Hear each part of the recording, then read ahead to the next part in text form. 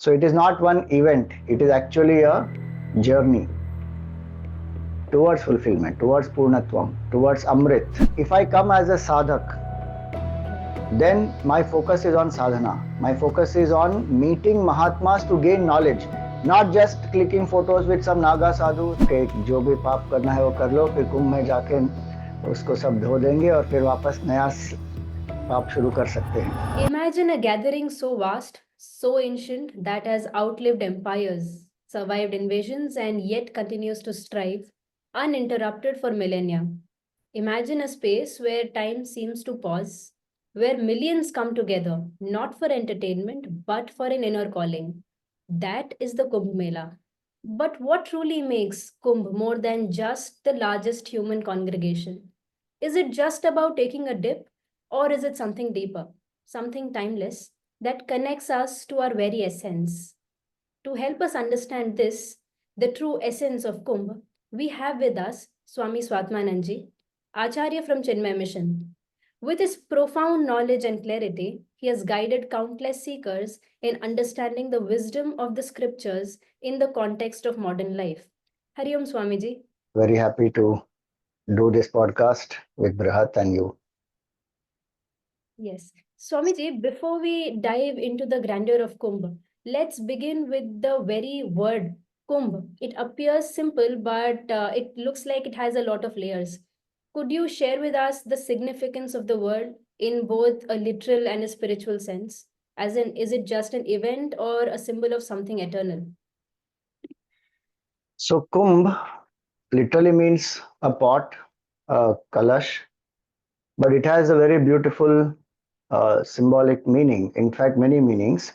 So one meaning of Kumbh is Kumbh Kam Jalam Umbhayati iti Kumbhaha. So that which fills a person is Kumbh, like a pot is filled with water. In that way, our human head also is like an inverted Kumbha. So that which helps us to turn within, that which helps us to turn towards the divine and fills us with fulfillment, with Paramananda, that is called as Kumbh. So that is one meaning of Kumbh, and that is auspiciousness. Symbol of auspiciousness is Kumbha, and that's why in our Sanātana Dharma we use this Kumbha to symbolize fulfillment, auspiciousness. So when there is a Graha Pravesh, there will be a Kumbha. A sannyasi will be welcomed with a Purna Kumbha. You know, in a puja, there will be a Kumbha which will be there. So it is a symbol of fulfillment, completeness, and the emptiness that we have in our heart because we think of ourselves as limited. That which fills us with the knowledge that you are infinite, you are Purna, you are not this body, mind, intellect. That knowledge is what is Kumbh actually. So Kumbh is symbol of fulfillment, and the congregation where devotees, seekers come to experience this fulfillment, to do sadhana, to experience this fulfillment, that is Kumbh Mela. And those Mahatmas who have experienced this Purnatvam already, they are also called Kumbh. So another etymology of Kumbh is very beautiful. Kuhu Prithvi Ubhyate Anugrihyate Uttamottama Mahatma Sangamaihi Tadiya Hitopadeshaihi Yasmin Sa Kumbhaha. So that is Kumbha, where so many Mahatmas come together who have experienced this Purnatvam, and they are there to share with everybody. And so the seekers can meet such Mahatmas, get the knowledge, experience Purnatvam. So that is the beauty of Kumbh. And the whole earth, Kumbh Prithivim Bhavayati Poshayati Vividha Yagadibhihi iti va Kumbhaha. The entire earth will be filled with lots and lots of spiritual sadhanas and the vibrations from it, like yajna, dānā, tapa, puja, japa, vrata, all the spiritual sadhanas. So Kumbh is a place where we go to do spiritual sadhanas to amplify our spiritual growth and progress. And lastly, Kumbha is that which will destroy our negativities. And that's why beautifully it is said, Kumbh Kutsita Umbhati Durayati Jagadhitaya Itiva Kumbhaha. that which is kutsita, which is negative, which is limiting, the Kumbha is that which will destroy all this and help us to experience the unlimited. And that's why Kumbh Mela is a Mela to come together, experience fulfillment, let go of the negativities, transform and attain bliss. That is Kumbha. So it is not one event, it is actually a journey towards fulfillment, towards Purnatvam, towards Amrit, which is immortality. Right, Swamiji, beautiful. So looks like Kumbh outside is a reflection of the Kumbh within us. Yeah. Reminds me of something profound. You have often spoken about the difference between going to Kumbh as a tourist versus going to Kumbh as a sadhak. Could you elaborate on this distinction? So one can go to Kumbh as a tourist where one goes, just to take some photos and share on the social media, make people aware, oh, I also went to Kumbh, and, get out of this FOMO that, everybody is going to Kumbh. So, I missed it out. So people go to Kumbh. Many people go to Kumbh just for the sake of Snan.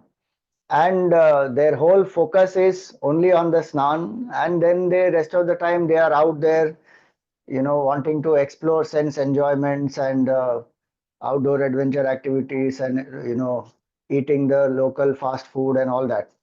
Nothing wrong in enjoying life by itself, but the purpose of coming to Kumbh is sadhana.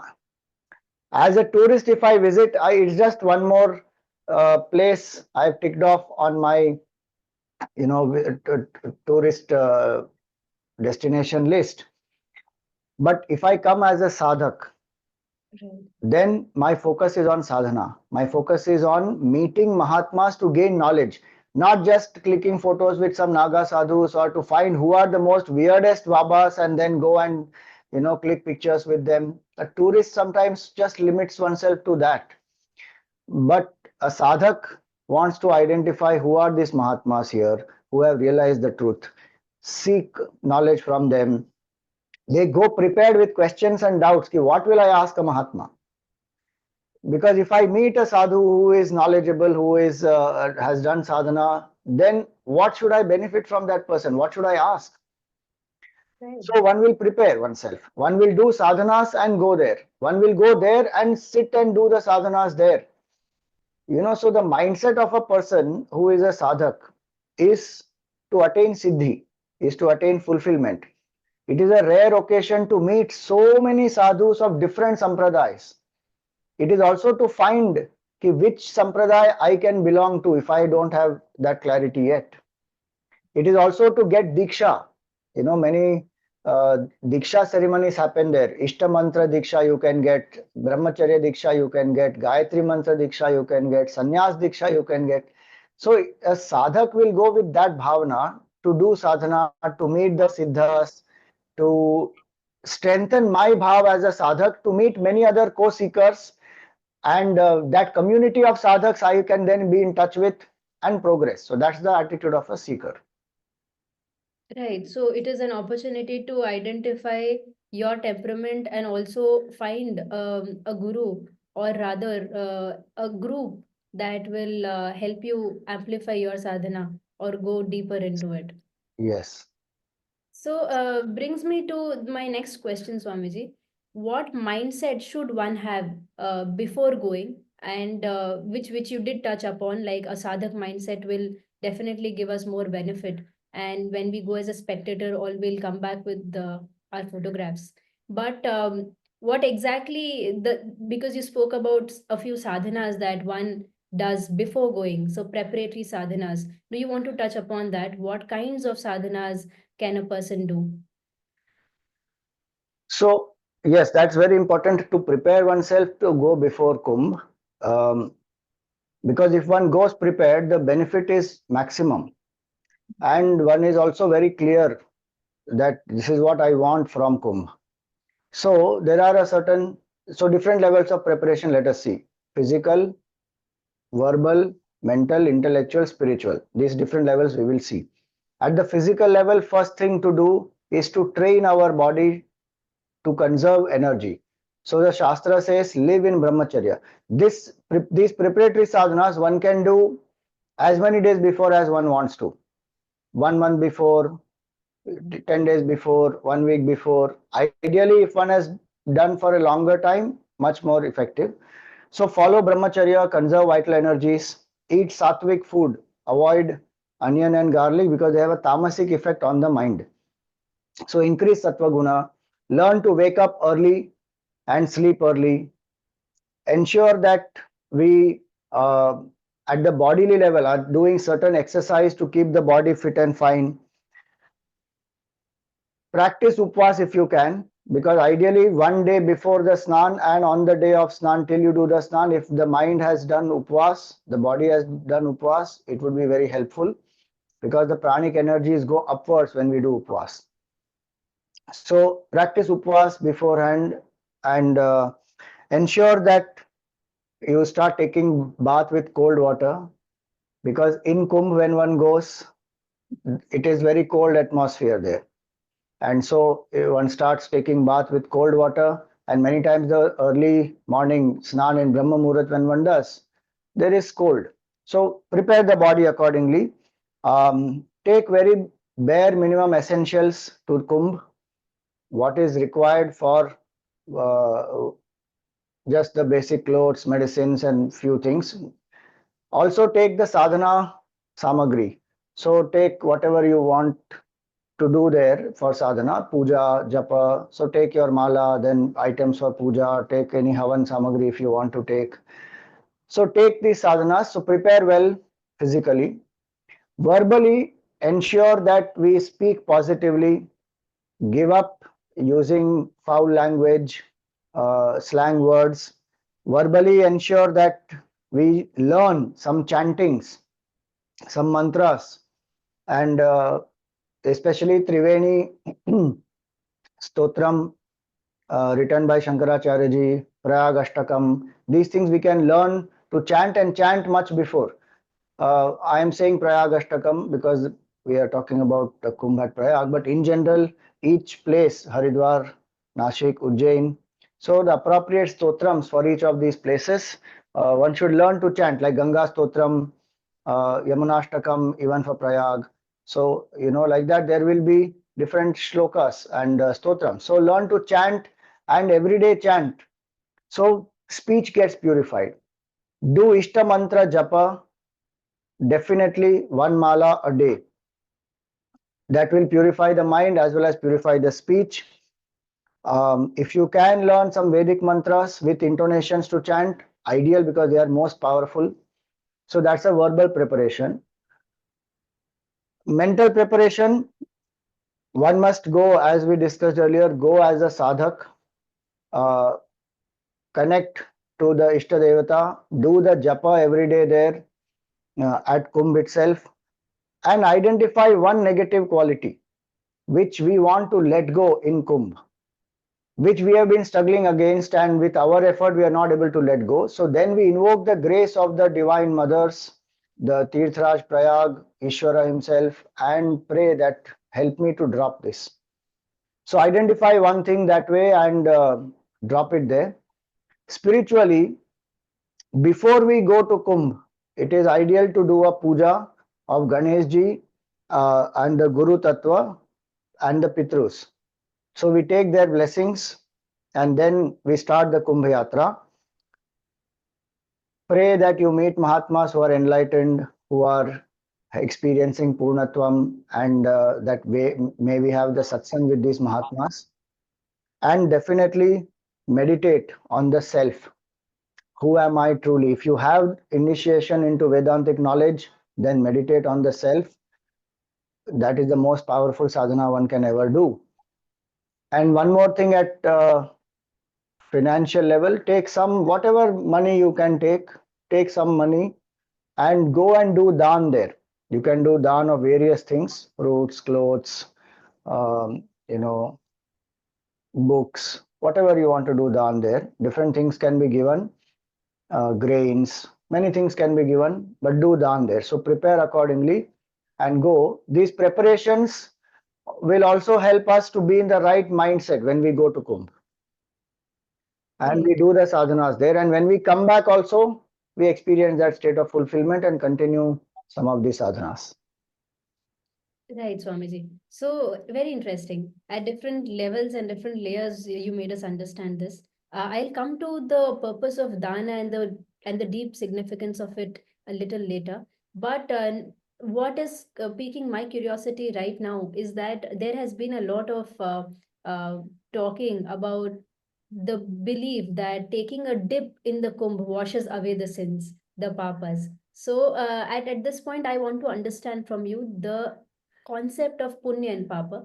And at the same time, when we have the law of karma in place, which says that one must face the consequences of their actions, how do we reconcile the two? Having a dip and washing away the sins and the law of karma in place. So could you please throw some light on that? Yes, so a very natural question, and many people do think that okay, जो भी पाप करना है वो कर लो, फिर कुंभ में जाके उसको सब धो देंगे और फिर वापस नया पाप शुरू कर सकते हैं. Or many people think no, in Kumbh papa doesn't get destroyed. It is only new punya that gets created, because as per law of karma you have to face whatever results of action you have done. So we have to understand first, as you put it rightly in the question, that what is punya and papa, and what are the laws of karma. These two things, if we understand, it becomes easy. So first we come to three types of karmas, because papa and punya is the result of karmas. Karma phala is papa and punya. Three types of karmas we have to understand. One is called as sanchit karma. What I have collected in many past human lives, where I do a karma with the sense of I, with the sense of ego, individuality, doership. Those karmas are called my karmas. Where I am the karta, then I have to be the bhokta. Only in human life we have this self-awareness of our individuality in a conscious way. In the other creatures, we have it in a impulsive way, instinctive way, and so karta bhav is not there, so they don't create karmic bondage. That's why they are called bhoga yonis. They are not karma yoni. Manushya yoni is karma yoni. So when we do karmas, in many lives we have evolved and come. So animalistic tendencies are there, and one has gone through so many lives. All the karmas which have not yet fructified in those lives, that is called as sanchit karma. That is my total karmic bank. From that, what is ready to give me result is called prarabdha karma, which I have to exhaust, which I cannot escape. And while going through those, if I act with ego and egocentric desires, I create new karmic bondage, that is called kriyamana karma or agami karma, which is added to my sanchit karma bank.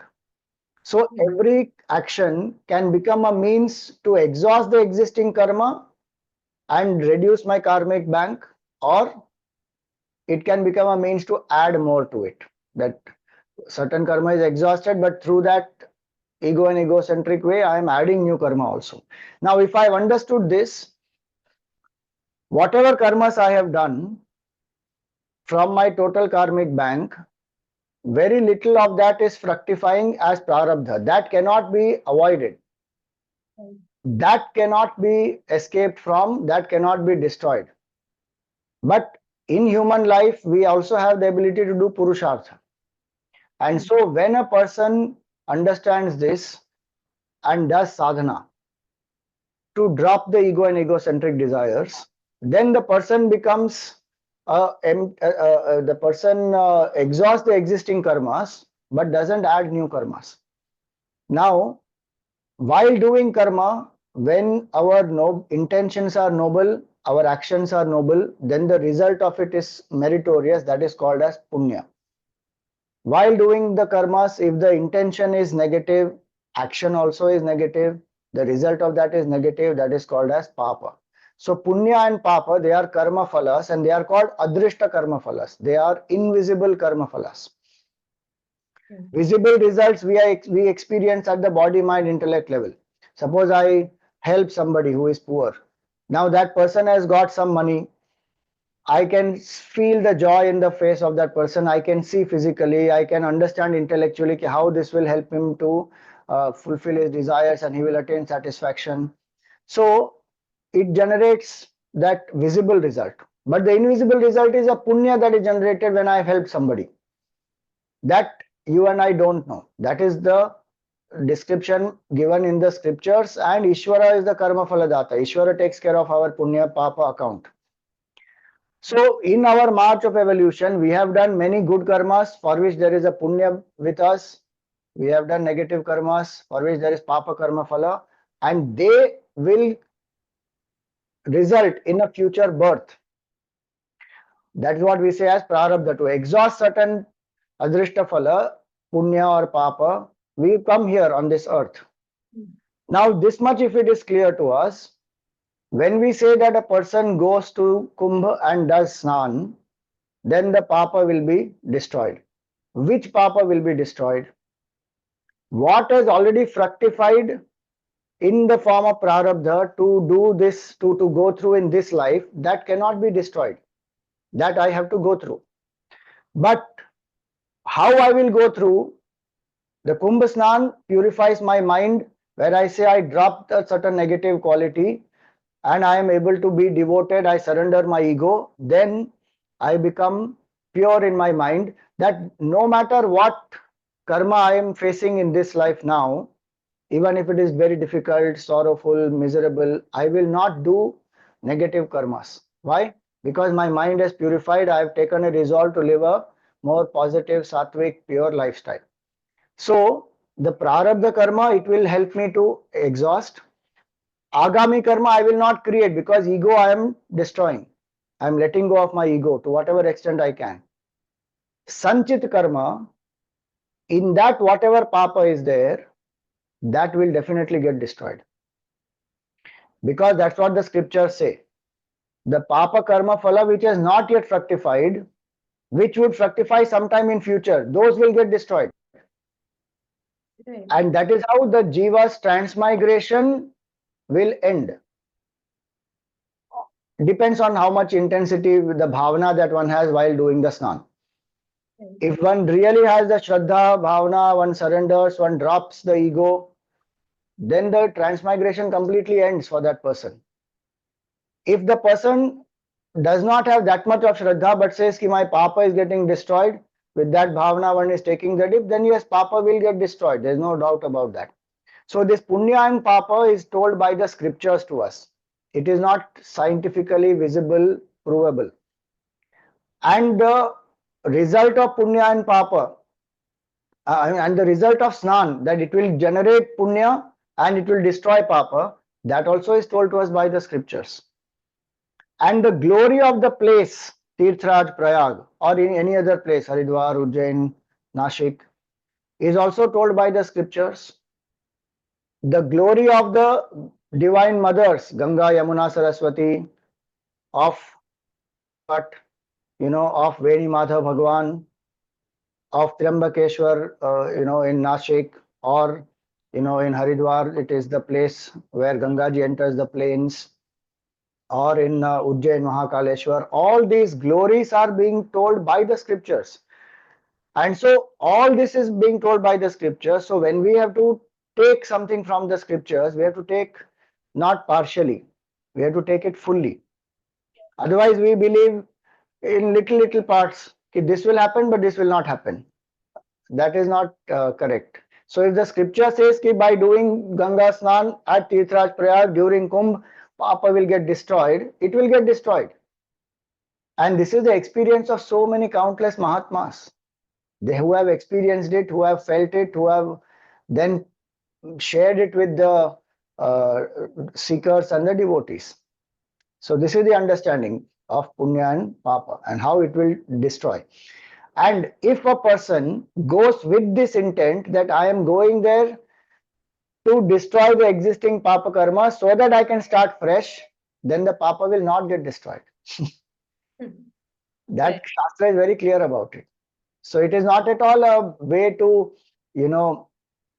encourage somebody to do papa. Impossible.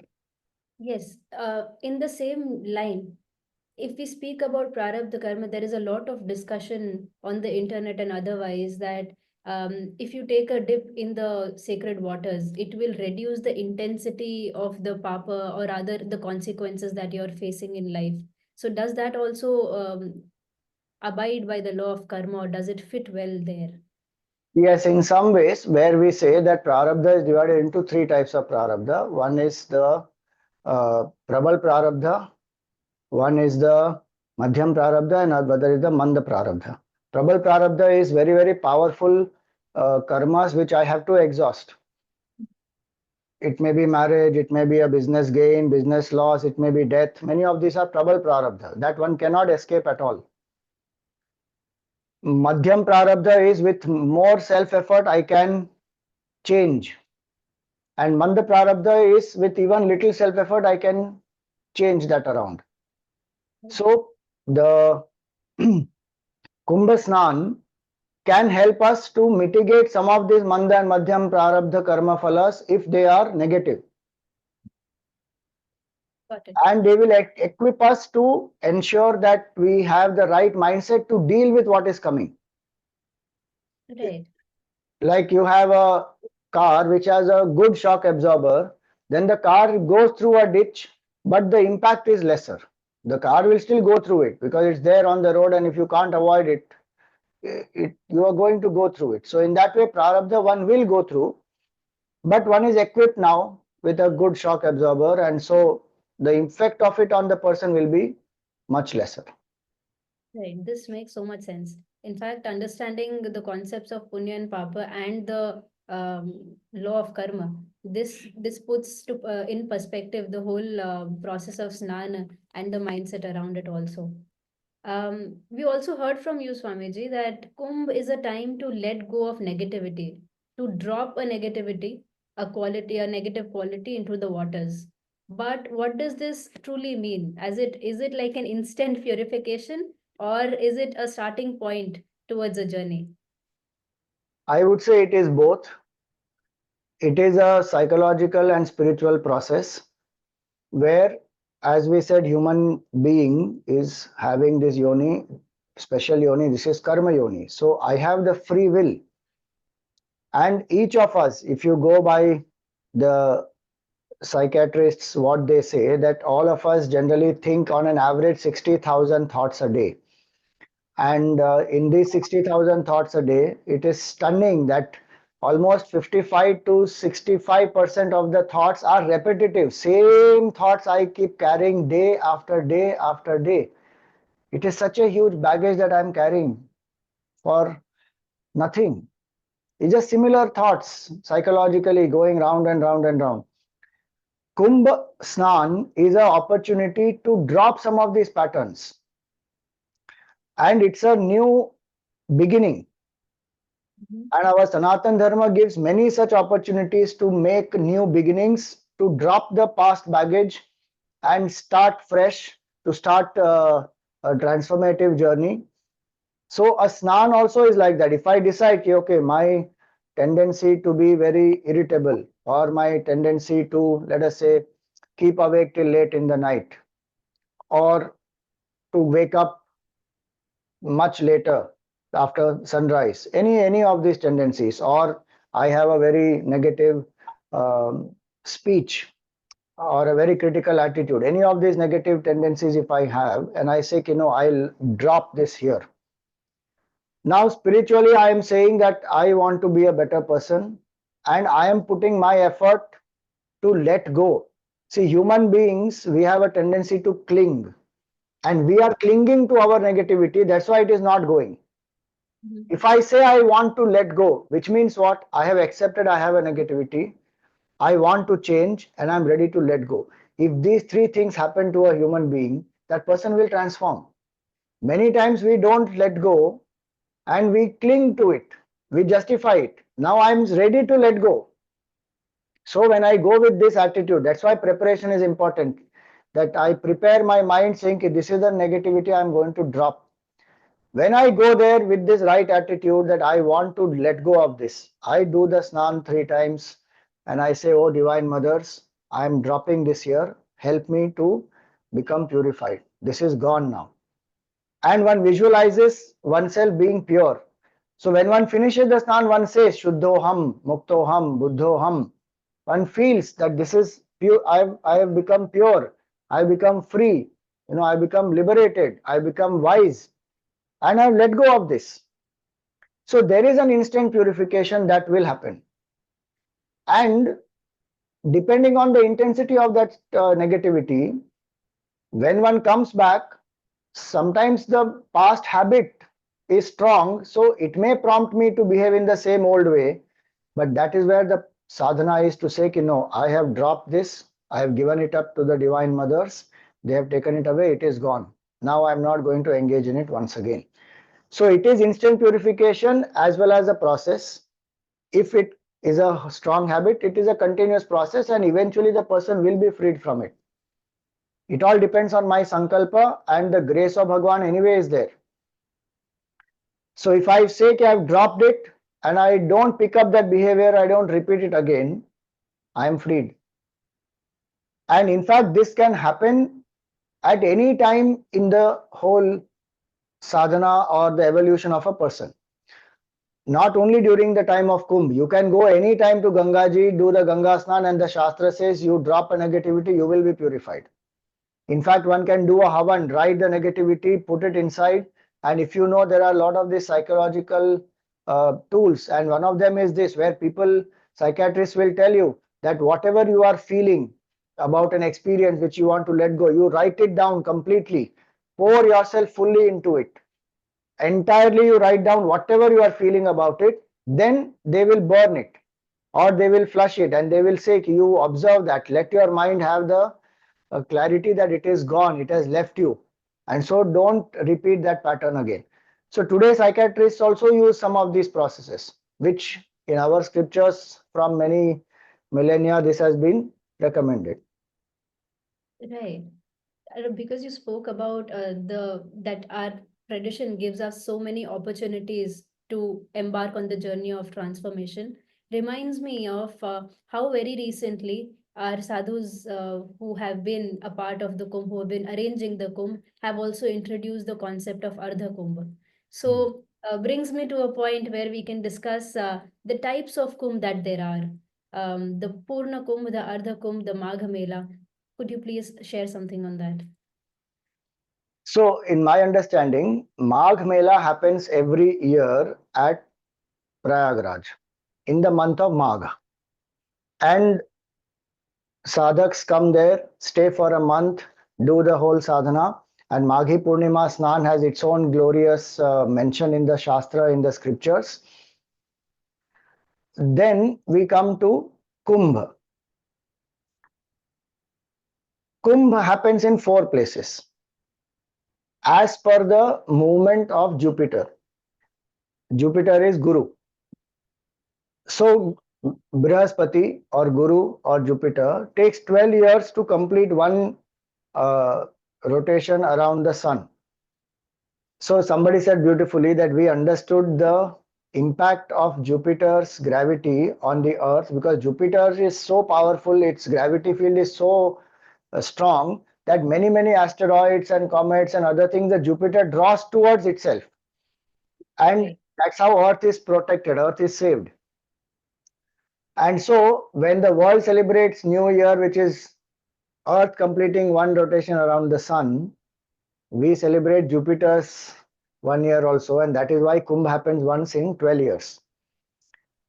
Now Jupiter takes 12 years to go around the sun, which means it will be in one Rashi for 1 year. Sun will take 1 month to be in one Rashi, and moon will take 2.5 days to be in one Rashi. Now the alignment of these 3 in certain Rashis is what creates the Kumbh Yoga, and Kumbh is organized based on this. So we see that when the Jupiter is in the Vrishab Rashi or in the Mesh Rashi, then Surya is in Makar Rashi and Chandra also is in Makar Rashi. That is called the Kumbh Yoga, when Kumbh will happen in Prayag. When Jupiter is in Simha Rashi, Surya is in Simha Rashi, and Chandra is in Karka Rashi, then Kumbh will happen in Nashik. Jupiter is in Simha Rashi, Surya and Chandra are in Mesha Rashi, then Kumbh will happen in Ujjain. And Jupiter is in Kumbh Rashi. So when the Jupiter is in Kumbh Rashi, Surya is in Mesha Rashi, and Chandra is in Dhanu Rashi, then Kumbh happens in Haridwar. So it will take 12 years for this Rashis for Surya, Chandra and Jupiter to align in one place. Right. Hence, in each place, Kumbh happens after 12 years, Right. which we call as Kumbh in Nashik and Ujjain, but which is called as Purna Kumbh in Prayag and Haridwar. Right. So ideally, actually, if you go to see, Kumbh follows a pattern. Haridwar, Prayag, Nashik, Ujjain, and then again back to Haridwar. Right. But because of the Jupiter being in different Rashis at different times, it appears that every 3 years there will be a Kumbh generally. Right. And the common notion that Kumbh is rotating and shifting to places. Ah, Whether it looks like Kumbh, all the locations have their own 12 years ka set of the pattern that they follow. And Purna Kumbh happens every 12 years once in 12 years in all 4 locations. yes. Purna Kumbh happens in once in 12 years in all 4 locations. Very rightly you said, it appears that, so people create a distinction saying Kumbh is once in 3 years and Ardha Kumbh is once in 6 years and Purna Kumbh is once in 12 years. Actually, it is only Purna Kumbh which is happening in all the places. The concept of Ardha Kumbh has been introduced some time back by the sadhus.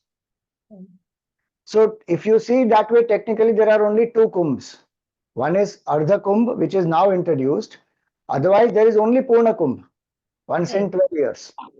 But just because they wanted to highlight 2 places, the Purna Kumbh of 2 places is called Purna Kumbh, which is at Prayag and Haridwar. The Purna Kumbh at Nashik and Ujjain is called as Kumbh only. Right. But there is no difference actually. It is also Purna Kumbh. It happens once in 12 years. Right. And so that's why we have to be very clear that there is only Purna Kumbh technically speaking, which is happening continuously. And then Ardha Kumbh has got introduced now. And that happens only in 2 places, Haridwar and Prayag. Now this understanding of 144 years, once it happens in 144 years, and many people are having a FOMO about it, okay, this is going to happen only once in our lifetime. Before this it has not happened, after this it will not happen. That is no scriptural basis. Right. In fact, if you go and do the research, which you have also done earlier, 1954, 1975, then 2001, 2013, 2019, in all these years, people have said it is 144 years ka Kumbh. And now this 2025 also, they are saying it is 144 years ka Kumbh. So scripture doesn't mention anything about it because Kumbh has been going on from timeless age. Right. There is no specific beginning point of Kumbh. And the yoga, which is called Kumbha Yoga, is the same Kumbha Yoga that will happen every 12 years in each of the places. There is no special Kumbha Yoga for 144 years. Right. And hence, we have to be very clear, there is nothing called 144 years ka Kumbh. There is Yes. Purna Kumbh, which has happened. And there is Ardha Kumbh, which has been introduced now. And these two accordingly will rotate. And that's why it is very interesting that in some years, Kumbh can happen in 3 places. Like it happened in 2004, Nashik Kumbh also was there, Ujjain Kumbh also was there, and Haridwar also there was Ardha Kumbh. So 3 places Kumbh was happening in 1 year. Like it happened in 2016. That Kumbh happened in Ujjain, and again Ardha Kumbh happened in Haridwar. And now in 2027, that is going to happen again. Kumbh in Nashik and Ardha Kumbh in Haridwar. And so because Ardha Kumbh has been introduced, you will see in some of these places that in each year there are multiple Kumbhs also happening. So otherwise we have to be clear, it rotates in a span of 12 years between the four. And just because it is rotating, it appears to us that every 3 years there is a Kumbh. Right, right. So the Ardha Kumbh that is introduced, it is the understanding that we have is that the sadhus felt that there is they could give more opportunities for the common masses to come gather and be a part of such a congregation where they could seek guidance of sadhus and also be in such an electrifying environment where they could take sankalpas. So one more observation, Swamiji, where in line of your thoughts was that whenever the Ujjain Simhastha Kumbh happens, there will also be an Ardha Kumbh in Haridwar. This is a pattern that we've observed, and this is a pattern that will follow in future also because of the planetary alignments and um, the pattern that they want for a Kumbh to happen in a certain place. Those will fall around the same time. Now takes me to a similar question. A lot of people have been telling, and rather recently there has been a lot of rush even after the Magha Purnima to go to the Kumbh, to rush towards the Kumbh, and the understanding that Kumbh in Prayagraj, the current Kumbh they're talking about, it will last till Mahashivratri. But like you mentioned, Surya is in one Rashi for 1 month, which means that it started in Pausha Purnima and it should end in Magha Purnima. So this extension of a few days till Mahashivratri, what is that? And if that is valid enough, why do Akhadas and Mahants, they really leave the Kumbh premises on Magha Purnima? So it is a fact that Kumbh Yoga happens during this 1 month only. And traditionally Kumbh is only for a month. And which is why the Akhada sadhus, they will leave because Kumbh Yoga ends with the Maghi Sankranti, what they call, when the sun goes into the next Rashi. From Makar Rashi, the sun will go into the next Rashi. That is Maghi Sankranti. That is right now, this is Kumbh. So it will go into Kumbh Sankranti, in the Kumbh Rashi. Surya will go into Kumbh Rashi. And when the Surya goes out from this Makar Rashi, Kumbh Yoga will end. Because now Surya also is not in Makar Rashi. Chandra to anyway went out in from Makar Rashi in the 2.5 days itself. Which is why the most important day of the Snan in Prayagraj Kumbh is the Mauni Amavasya. We will come to that later. But the point is the Kumbh Yoga ends between the Paush Sankranti, Paush Purnima to Magh Purnima. That is the full time of Kumbh Yoga. Kumbh Yoga ends. So the special benefit of Kumbh Snan, that will be for that much time. Which is what is said very beautifully that in Kumbh time, if you take Snan, what happens? In Prayagraj, Sahasram Kartike Snanam Maghe Snana Shatani Cha Vaishakhe Narmada Kotihi Kumbha Snanena Tat Phalam. So what is the phala of Kumbha Snan? Is in the Kartik month, when you do 1000 Ganga Snans, or in Magh you do 100 times Ganga Snan, or in Vaishakha, in Narmada you do 1 crore Narmada Snan. The Snan of Kumbha is much greater than all of these put together. So that is the Mahima of Kumbha Snan during Kumbha Yoga. Now when that Kumbha Yoga is over, Akhadas, they will leave, Naga Sadhus, Mahants, Mandaleshwar, they will leave, even Kalpavasis will leave. It has been extended now up to 26th, this year it is up to 26th March, 26th February because of Shivaratri. That is just so that many people may not be able to come during this time and one wants to take more benefit and space it out well. So people come. It is not that they will not get any punya. They will also get punya, which is the punya of visiting Tirthraj Prayag, doing Ganga Snan there, visiting the various temples there. So all that they will definitely get the punya of, which they can also get through the whole year. We should just be clear about it. I don't want, this is not to make people feel bad, oh, we missed out the Kumbha Snan and that punya is gone away. The idea is not that. The idea is to understand and plan in such a way that next time when Kumbh happens, we go around the Kumbh during the Kumbh Yoga to benefit maximum. And we are also clear that what is Kumbh Yoga, how much it lasts, and at the rest of the time, there is the general Mahatmya of the Sthan, of the Snan, everything, and accordingly one should decide then. Right.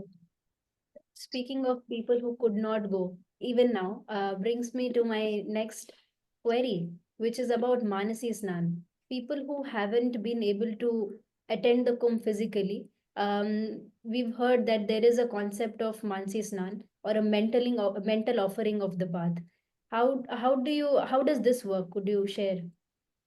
See, our scriptures, they always say that Sukshma is more powerful than Sthula. Subtle is more powerful, more pervasive than the gross. So, even sadhana wise, if you see, a puja done at a physical level, where let us say you have a Shivlinga and you are offering Abhishek, you are offering Bilva Patra, Archana, Arati, everything, that puja has a certain phala, certain result. But the entire puja, if you do at the mental level with no physical action, that Manasi puja is much more powerful. That's why we have Shiva Manasa puja. Right. Ratnai kalpitamasanam himajalaihi snānam cha divyambaram. Like that, beautiful 5 verses are written there. Now, same way, if we do japa, what our Shastra says, loud japa is grosser, soft japa is subtler, mental japa is the subtlest. And so the manasik sadhana, because externally when my senses are acting, I can see, hear, taste, smell, touch, I'm doing a physical action, I'm using the body, it is more easy. But when I'm doing it mentally, my senses are withdrawn, the body is still, nothing else I'm doing from the body, it is entirely happening in the mind. That requires much more purity and concentration both.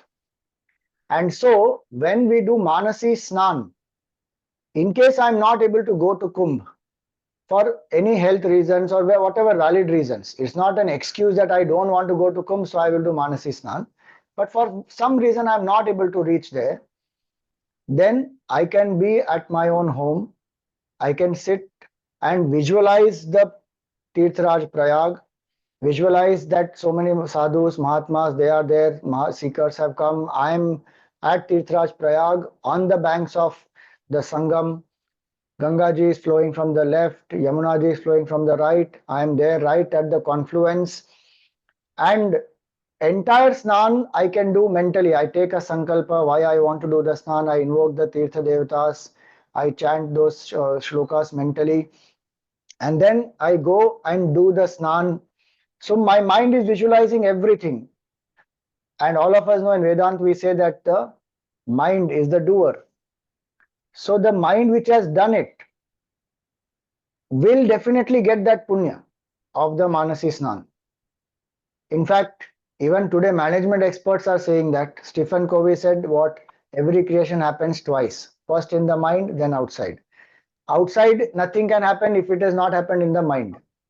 Right. Even those who are going there, they have taken a sankalpa, they are putting effort, they have sustained that thought, then they are going there and they are doing the snan. So Manasi Snan definitely can be done. One has to follow the same process, do entire thing mentally, and then one can even do it physically. So you touch your heart and touch the bucket of water that is there in front of you. Invoke the sacred rivers, Gange cha Yamune chaiva Godavari Saraswati Narmade Sindhu Kaveri Jalesmin Sannidhim Kuru. Chant that and then take the water and pour it. So you get the snan benefit of the same Kumbh Snan where you are. This is the beauty of our Shastra. In fact, there is a beautiful couplet, the couple of shlokas, there are beautiful shlokas here, where it is said that if you remember Gangaji with these 12 names, wherever you are, Gangaji is invoked in the waters there and you get the benefit of Ganga Snan. So Nandini, Nalini, Sita, Malati cha Mahapaga, Vishnu Padabja Sambhuta, Ganga Tripathagamini, Bhagirathi Bhogavati, Jannavi, Tridasheshwari, Dvadashaitani Namani, Yatra Yatra Jalashaye, Snanodyata Smaren Nityam, Tatra Tatra Vasamyaham. Gangaji says, there I will abide, I will come and reside. And so a person can even remember these 12 names, chant it, take the benefit of Ganga Snan or even Kumbh Snan. And our Shastra goes to one more extent to say that if you are not able to go there, somebody who has gone there, they can also do the Snan on your behalf. They can take the Sankalp on your behalf and say ki this I am doing for this person, this Gotra, and may the Snan be beneficial to them and may the follow of the Snan go to them. So the Atri Smriti says 1/8 of that Punya of actual Snan there at Prayagraj during Kumbh, what I explained, that so many different Snans all put together and much more is the follow of Kumbh Snan at Prayag in Kumbh Yoga. 1/8 of that whole Punya will go to this person for whom the Snan is being done. And that's what the Atri Smriti says. Mataram Pitaram Vapi Bhrataram Suhridam Gurum Yam Uddishya Nimajjeta Ashtamamsham Labhet Saha. 1/8 of the phala will go to this person. So there are so many ways by which one can get the Kumbh Snan Punya. And if none of this is possible, somebody who has gone there, if they give you little bit of that Sangam Jal, you can put that in the water and with that bhavana ki this is now Kumbh Snan for me, you take bath, you will get that Punya. There are so many methods by which our scriptures make it possible. Right. So makes me think that the underlying force for all of this, even when one goes physically or does it mentally, is faith and intention. It is faith and intention definitely, but it is also the Shastra's declaration. No doubt. Right. So and faith and intention, if one has, then it will get maximum result. If faith and intention one doesn't have, it will give some result because the mahima of the kshetra, mahima of the, the devatas, etc. is there. But faith and intention is the most important one there. And that's why one should study the significance, understand, and then go and take part in Kumbh. Right, right. So Swamiji, after Snan, one more concept which is an integral part of Kumbh is dānā. But it is often misunderstood as just charity. Could you elaborate on the deeper significance of dānā and why is it seen as purification?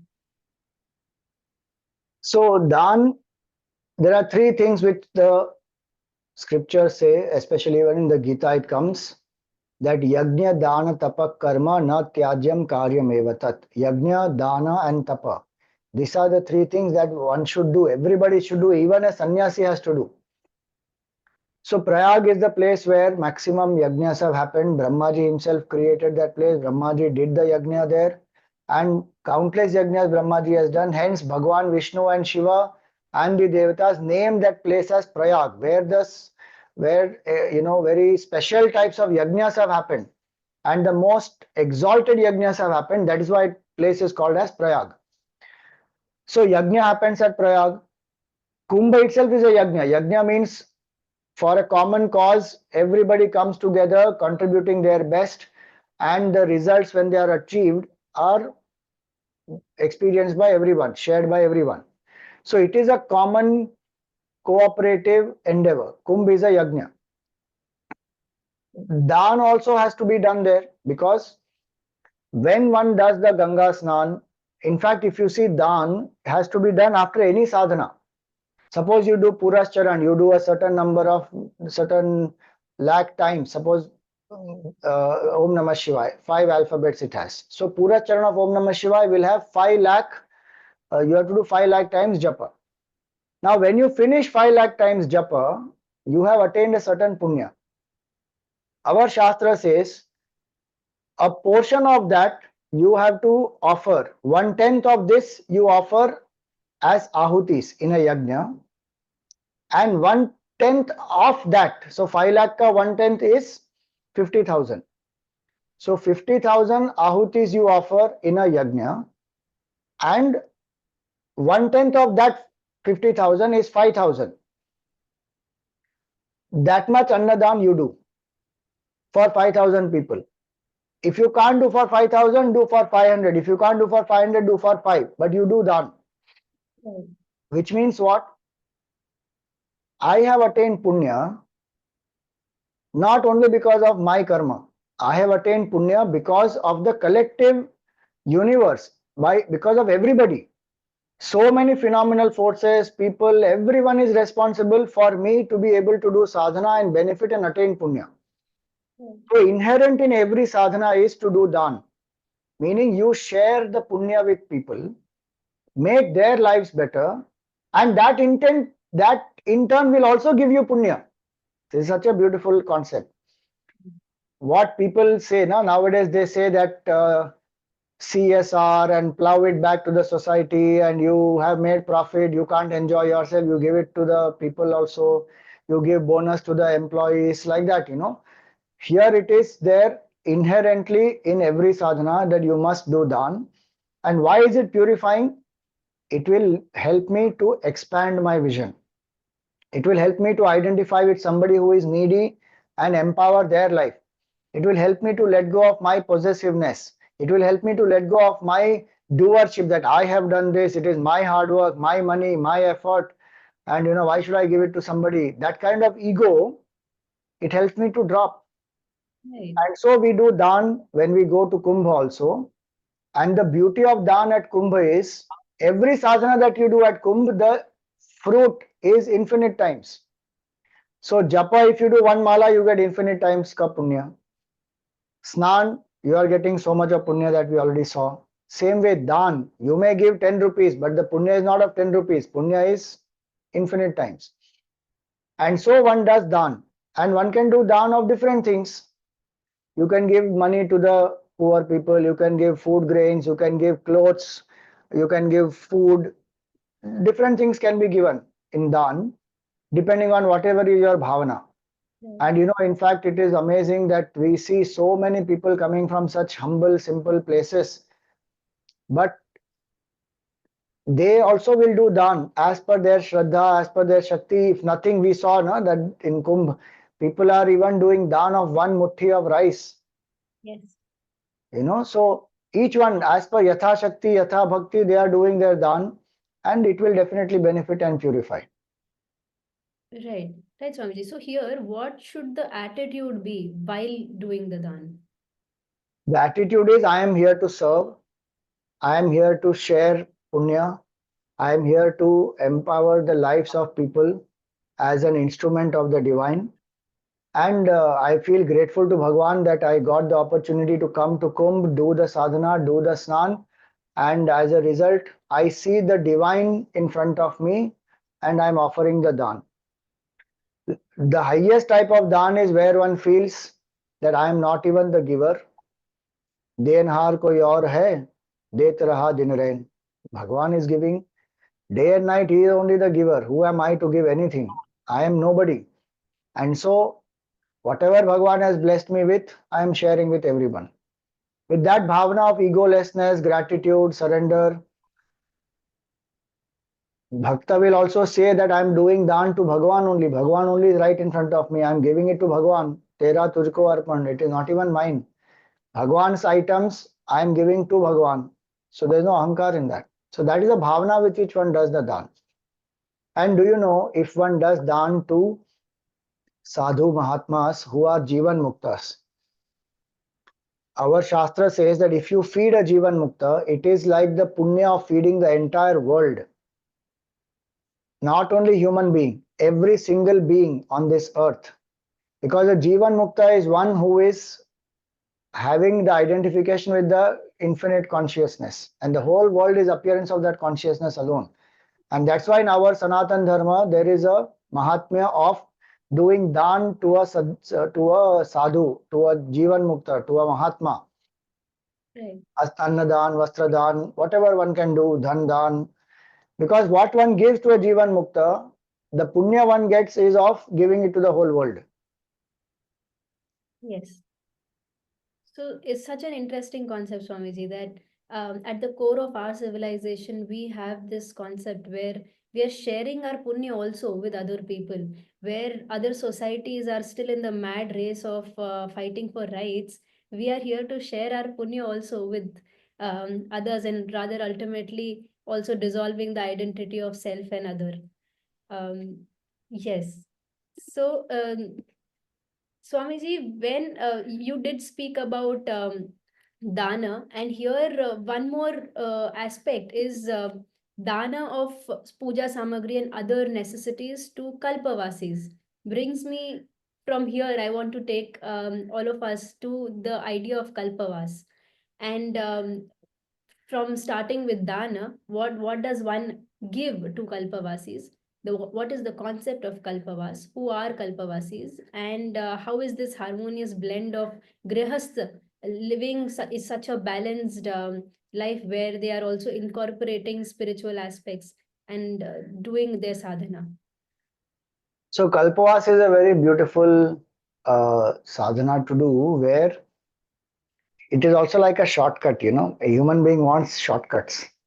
How quickly can I attain something? So it is like one of the shortcuts. So 1 month from Paush Purnima to Magha Purnima, one stays during the Kumbh Yoga in Prayagraj and does the regular sadhana. And that sadhana is difficult sadhana actually, because every day one has to do Ganga Snan in the Brahma Muhurat first. One has to sleep on the ground. One has to eat cereal only once a day maximum. At other times, if one wants, one can have a little bit of fruit and some milk, but otherwise cereal only once a day. One should do a certain number of Ishta Mantra Japa. Every day do the puja and do the Ishta Mantra Japa. One has to attend satsangs and ensure that one lives in brahmacharya. One does not engage any negative tendencies, gossip, etc. One goes and visits the temples there. Every day, the Ishtadevata's Mandir or the presiding deity, Veni Madhav Mandir, one has to go and visit. And there is a Tulsi outside. One nourishes the Tulsi there. So there are some of these beautiful rituals. One should study and meditate. So Swadhyay of the Grantha of your Ishtadevata. You have to study that Purana or that particular literature of that deity of whom you consider as Ishtadevata, or go and listen to the satsangs on the particular Grantha of your Ishtadevata from the Mahatmas who are there. So one does this for 1 whole month, day in and out, away from the family, staying alone, doing this as a sadhana. 1 month of this sadhana will give them benefit of 1 kalpa, is the understanding. And if this is done for 12 years, they do after 12 years what we call a Shayyadan, where it is the fulfillment of their 12 years of this 1 month sadhana, and mentally they have the attitude that now I have renounced all material comforts, and they live as though they are sannyasis. Formally they have not taken sannyas, they are still living as householders, but their mind is of a sannyasi, fully detached. So this is Kalpavas sadhana. Now, because they have to do everyday puja, worship, and they have to do the Ganga Snan, etc. The other sadhaks who go there to Kumbh can do dān to these kalpavasis. They can give them some ghee, some cotton wicks, whatever is necessary for their puja samagri, some naivedya, because every day you have to offer naivedya. So some sweets, some fruits, many things can be given to kalpavasis to aid in their sadhana. Right. If you and I are not able to do that sadhana, somebody is doing sadhana, let us help. And so one goes and does dān to the kalpavasis. Because they sleep on the ground, it is very cold, you can go and offer some blanket to them. they may already have certain things with them, but it is an opportunity for us to help in whichever way they like, and spend some time with them, understand what is a kalpavāsa sadhana, how has it inspired them, how does it transform, how it strengthens our bhakti, vairagya, jnana. So that's a beautiful opportunity for us to interact with them, understand, and play a small part in their sadhana. And that also is a way by which some point in time it will affect us, inspire us also to do some sadhanas that way intensely. Right. I mean, it is such a beautiful concept that they come, they don't seek any recognition, they don't demand any attention. Very less people who attend the Kumbh Mela or go to the Kumbh Mela even know that where are the Kalpavasis really put up. If you don't go searching for them to know about them and their sadhanas, probably one will simply miss it. They come, they surrender, and they transform, they go after a month. To me, Swamiji, this looks like a reflection of Vanaprastha, the third stage of life, where Yes. where they realize that it's time to turn inward, to detach from the worldly distractions, and to prepare for the ultimate journey. Very So, true. And such a in Kumbh, some people even say that कि मेरे माता पिता ने पूरा कल्पवास किया है, 12 साल किया है, 25 साल किया है. They say with such pride. And we see their children also then doing it. So it is also passing on generation after generation, because they have seen their parents do it. They also feel, my father did for 25 years, so now I have also started. It's very amazing. Right. This time we were fortunate enough to see and meet with a few Kalpavasis and also observe the kind of sadhana and the lifestyle that they have there when they camp here for a month. Brilliant. So, Swamiji, now I come to beyond, I mean, let's go beyond snāna and dāna. What else should a seeker do at the Kumbha? It is it is beautiful that it offers so many paths. What else can a seeker do when they go to Kumbha? So when one goes to Kumbh, one can definitely do snan, one should do dān, one should do dhyan. Meditate on the self, meditate on your Ishta Devata. One should do uh, Prabhu Gungan, chant the name of Bhagavan, sing the glories, sing the stotrams. One can do sadhu samman, go and honor the sadhus, meet them, do satsang, do whatever offerings you can do. Also do visit the temples, Mandir Prasthan. There are some of the temples, so it is considered that if you go to Prayagraj, you must visit the Veni Madhav Mandir. He is the presiding deity of the Tirthraj Prayag. There are Dwadash Madhavs there, 12 Madhavs who are there, but the main Madhav is Veni Madhav Bhagavan. Visit Naga Vasuki Mandir. Vasuki Bhagavan is again the symbol of complete selflessness. Lete Hanumanji who is there. Have darshan of Akshay Vat which is there. Akshay Vat is symbol of Shraddha. So visit all these places.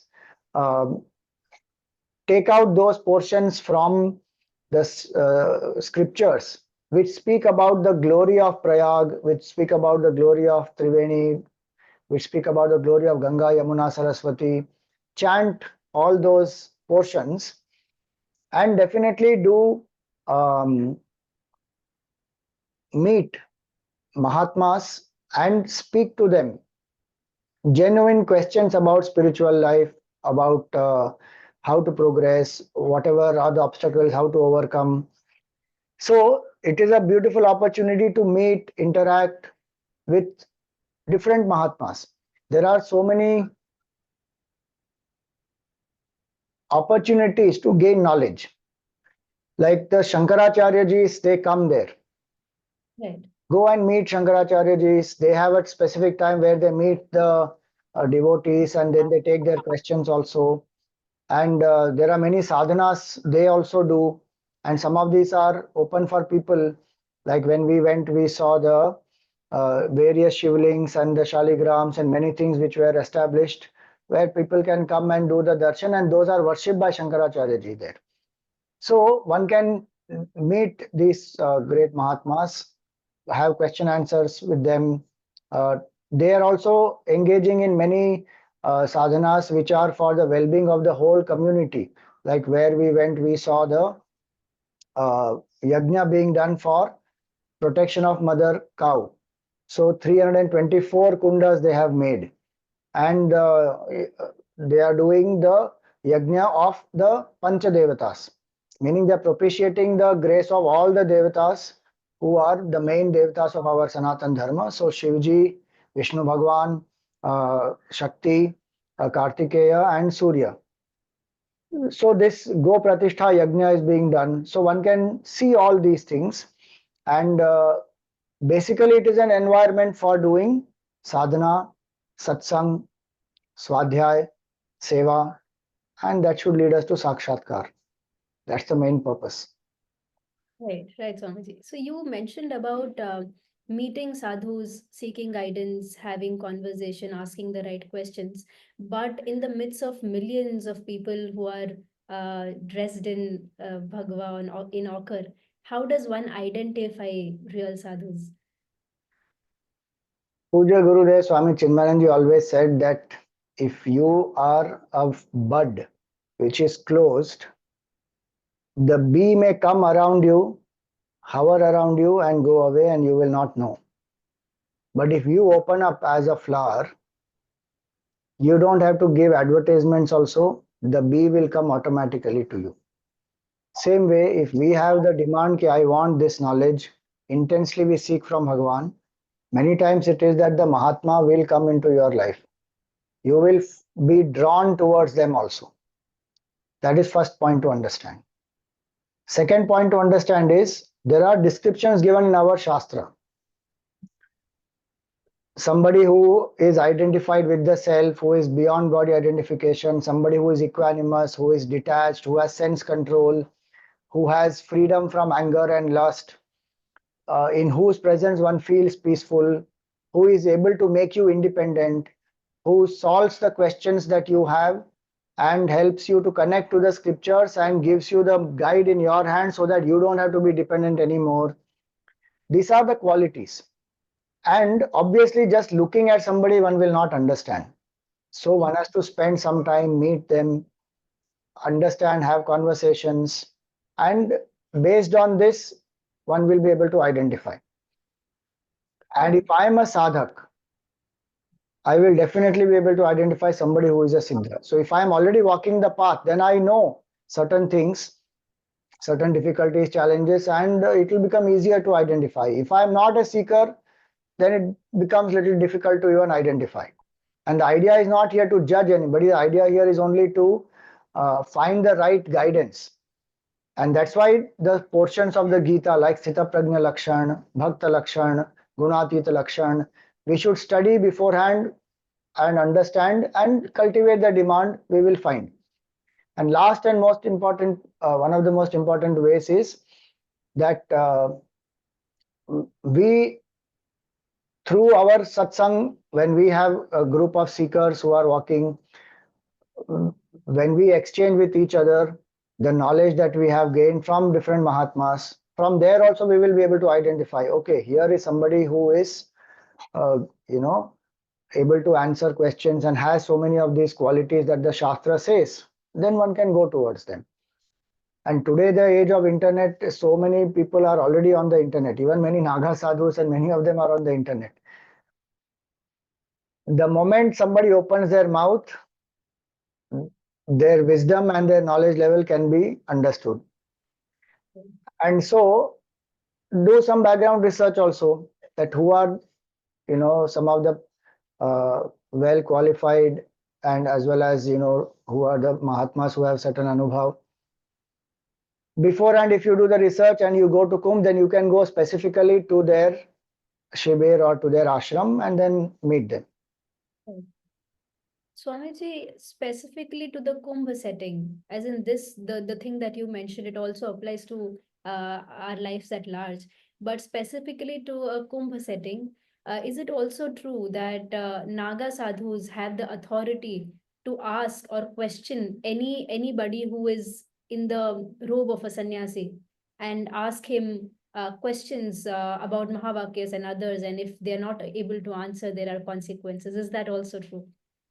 Yes, definitely that is one aspect which is why Naga Sadhus were even created to protect Sanātana Dharma, not only from the invaders outside who are coming and attacking our culture, but also from escapists and what we call as Behrupiyas, who are within the Sanātana Dharma and who are bringing bad name to the very institution of sadhus, of sannyas, of vairagya, etc.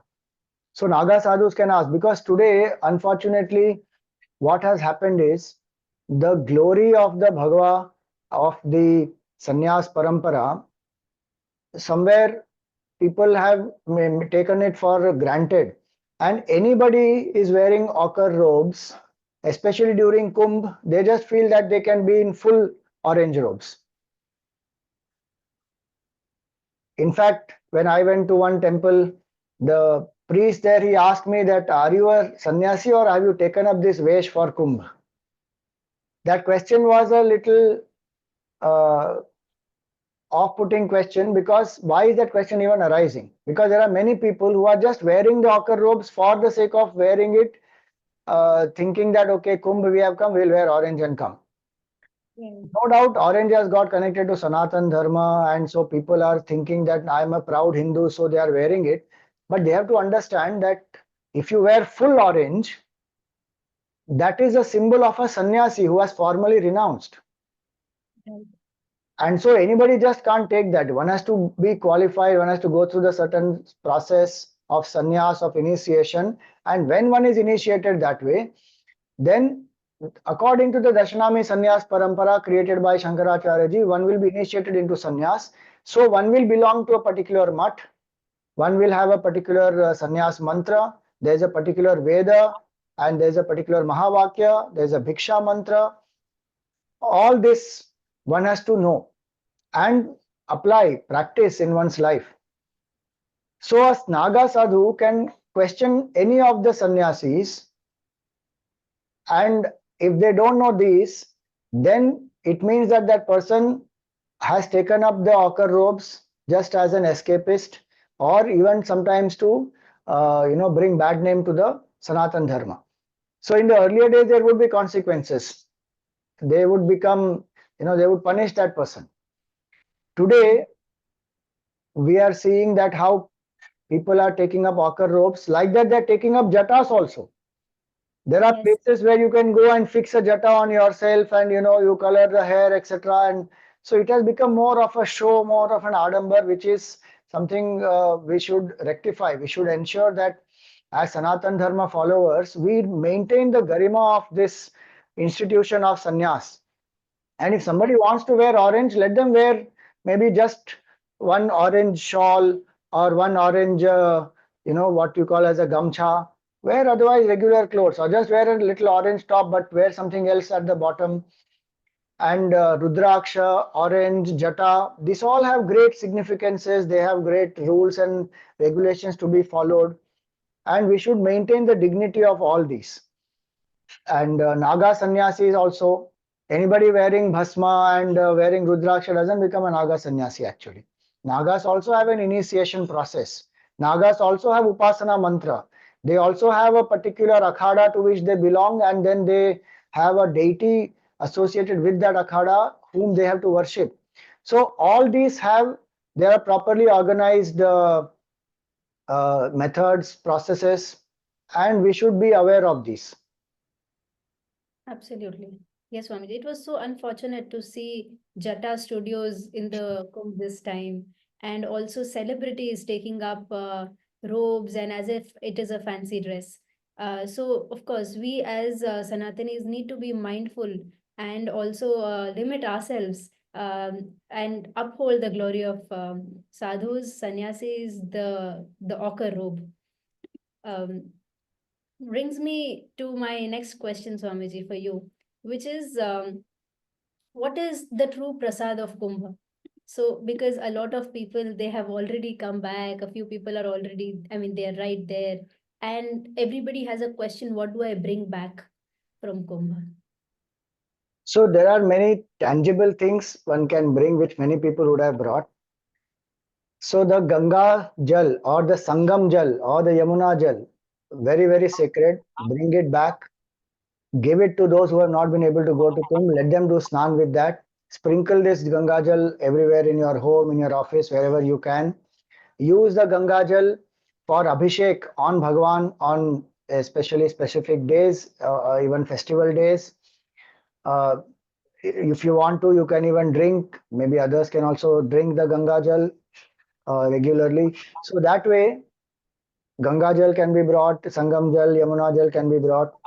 The sand of Tirthraj Prayag, very, very auspicious. Apply that on your forehead.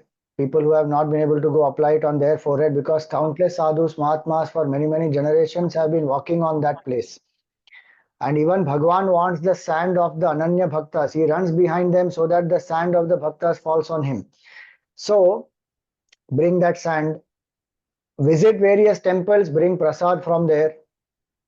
If you have been there and you want to take some malas, then Rudraksha mala, Tulsi mala, many of these malas can be taken, dipped in the Sangam there, given to people as prasad. You can also bring back some bhasma. If yajna you have done there or anywhere yajna is happening, Prayag is a bhumi of yajna. So bring back bhasma from there and apply it on your forehead, apply it on everybody else also. So that way, these are very many things that one can bring back from there. But most important is bring back bhakti in your heart. Bring back mukti, freedom from negativities, freedom from ignorance, freedom from ego. Bring back shanti, the peace that you experience having done sadhana there. And cherish that in your heart. Live that and share with others. Day after day, remember, Purnatvam is my nature. My Swarup is Purnata. Live in that awareness. That is the prasad of Kumbh. And if I'm not experiencing Purnatvam, then whatever I'm doing may be dedicated to Bhagwan so that I experience Purnatvam. My Jivan Yatra is for Purnatvam. In fact, it's very important to know this one point. Tirtha Yatra is done to end the Jiva Yatra. Why do I do Tirtha Yatra? This Jiva has been going round and round in the cycle of birth and death for many, many countless lives. How much more will I keep going round and round? To put an end to this transmigration, to put an end to the Jiva Yatra and to realize the Shiva Tattva, Tirtha Yatra is done.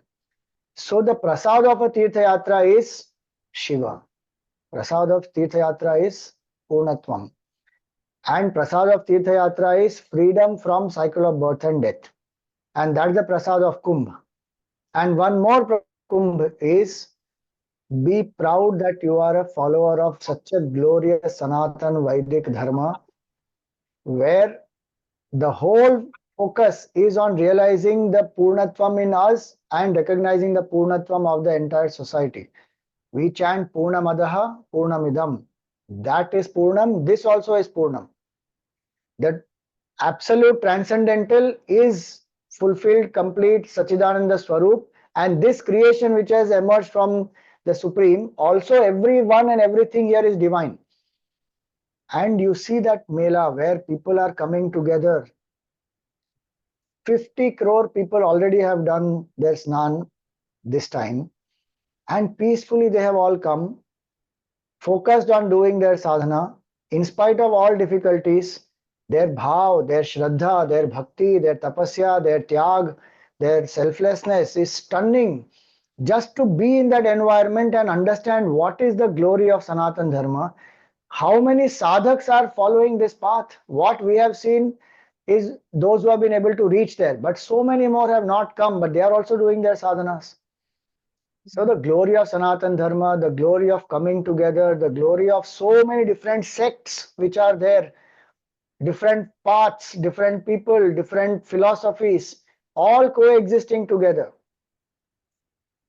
That is the prasad, where we feel so proud that this is my Sanātana Dharma, and this Sanātana Dharma has to be preserved, protected. How it will happen? When I live the glory of Sanātana Dharma, uncompromisingly. I do the sadhanas, and I pass it on to the next generation. And that's what is the prasad of Kumbh. Beautifully said, Swamiji. Beyond the material offerings, you could tell us the real takeaways of Kumbh also. Um, Swamiji, one question that a lot of people are intrigued by from an organization perspective in Bharat and across the world is how do millions of people gather and disperse peacefully, and all this without a centralized control? So, what is at the base of this? At the base of this is the sankalp of the Mahatmas. At the base of this is the grace of Bhagavan and the scriptures, the Puranas, the Shastra, their Kripa.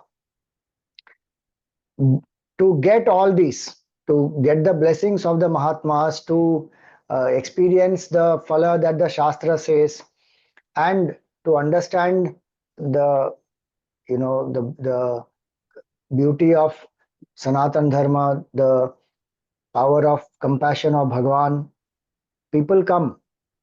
That is the foundation, because they want to experience all this.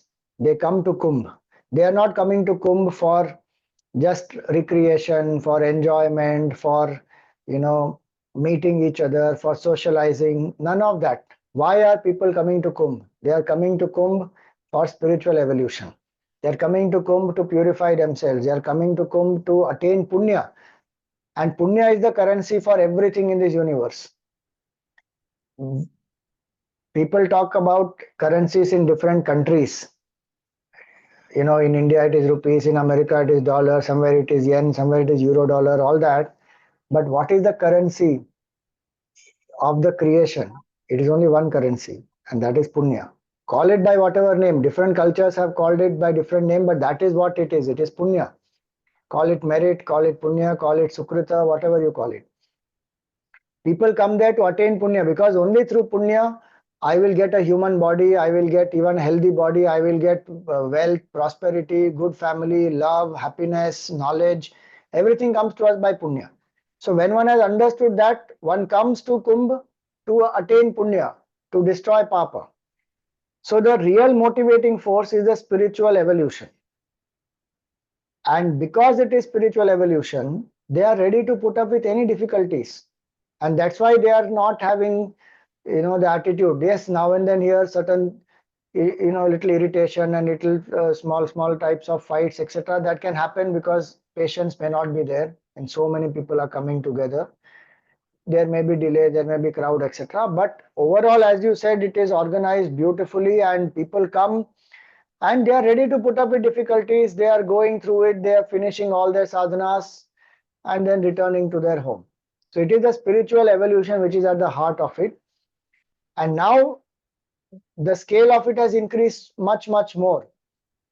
So the governments and various other organizations also help to plan it well in advance, and they make beautiful arrangements, and that is also one reason why more people are able to come and benefit from it.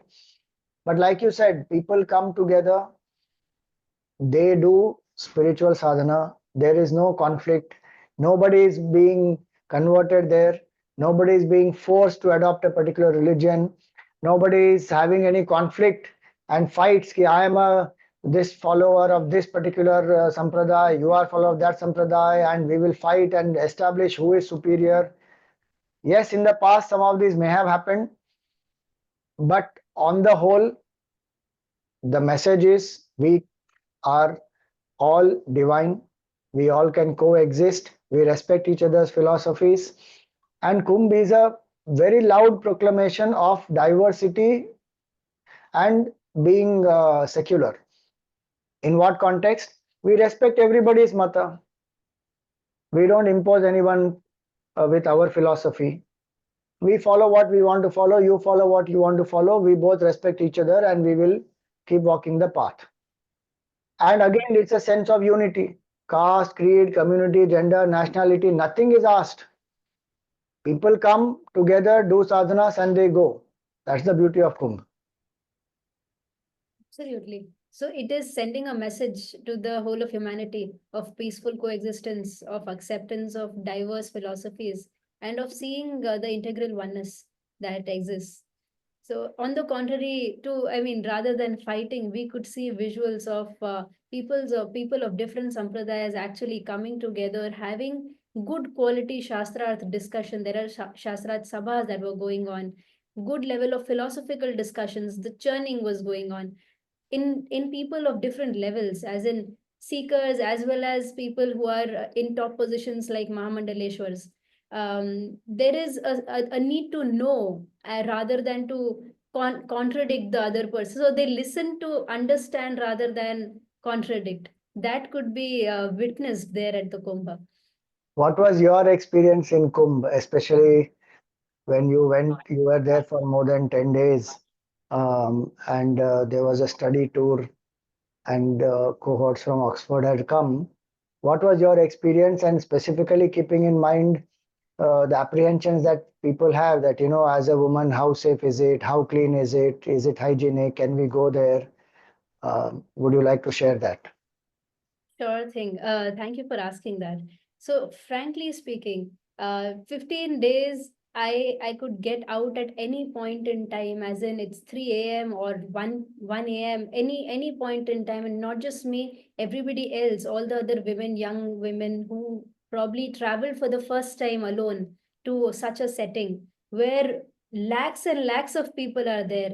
Not one incident which was unpleasant or made us feel uncomfortable really happened, because all of them were so focused in their own sadhana. They were from all sides. We could hear different bhajans and kirtans and such an electrifying atmosphere that there was.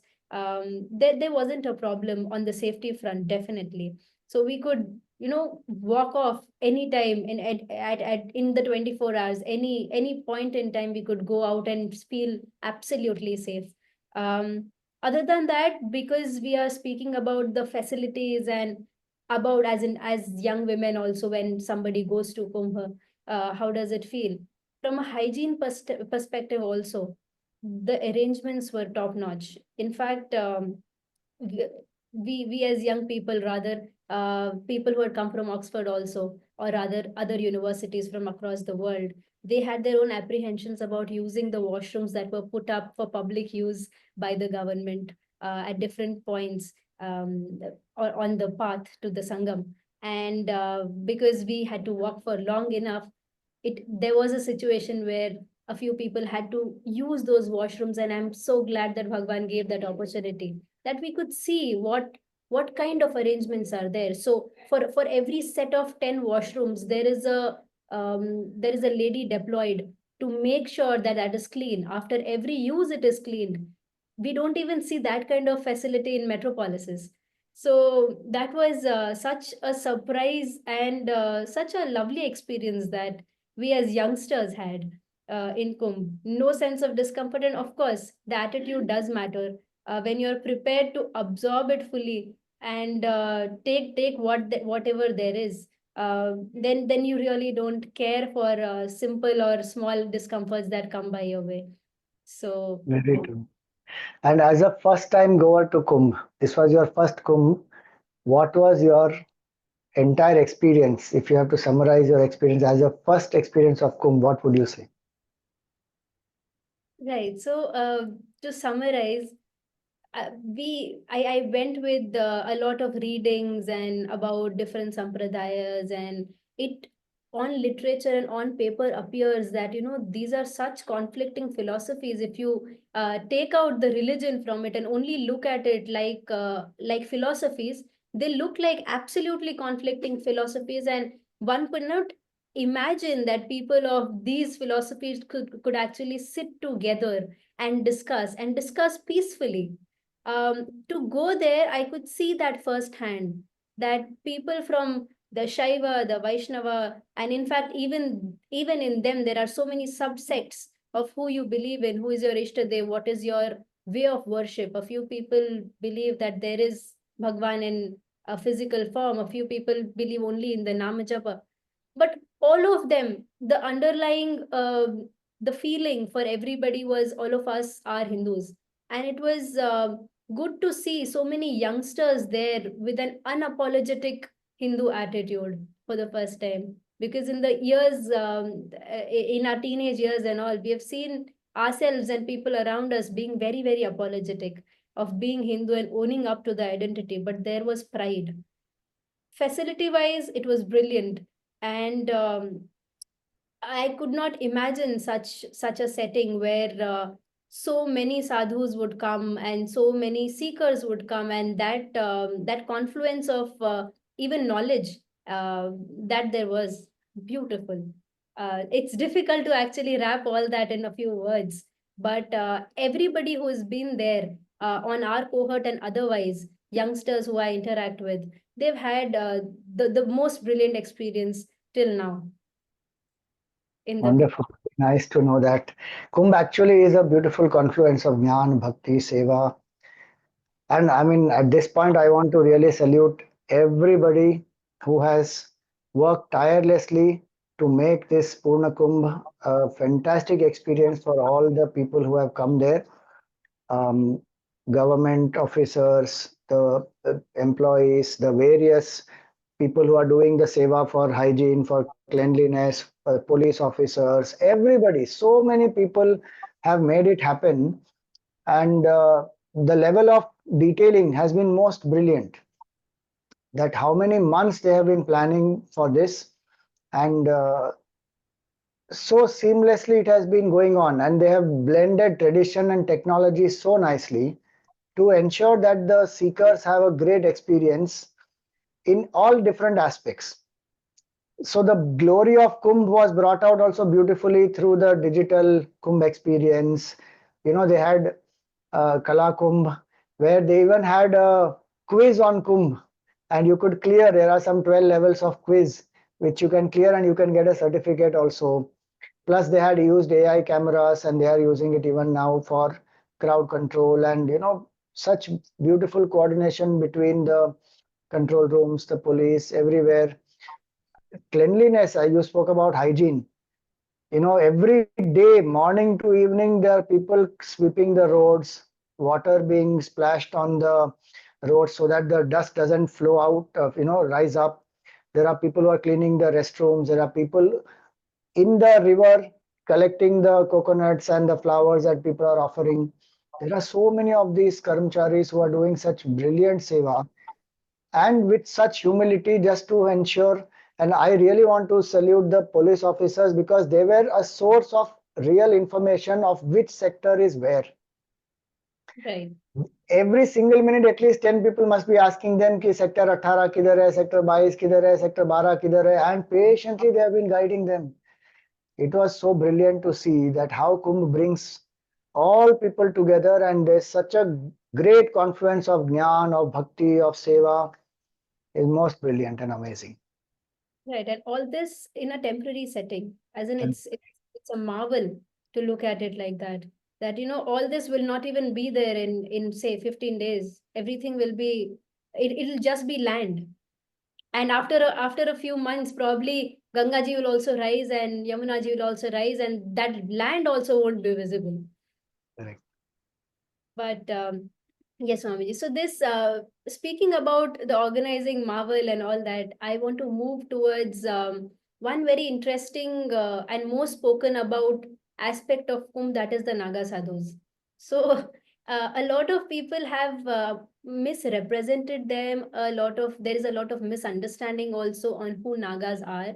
So what is the true meaning of the word Naga? If we can start with that, and what do they really represent? That will be great help for people to understand.